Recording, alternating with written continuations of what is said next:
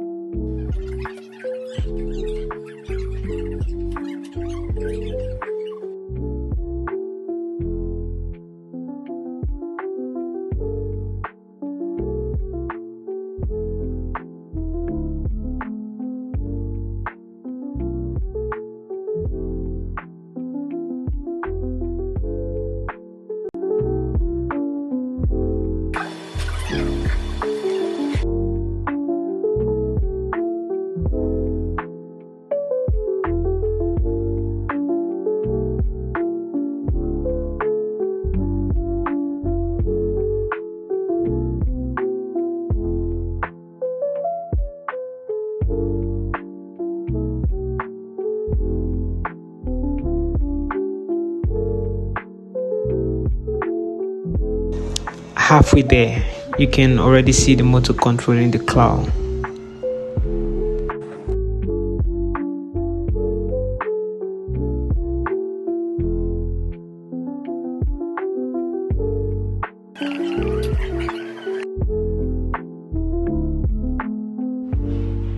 Once it's built, I programmed it using the Lego Spike Prime app with word blocks.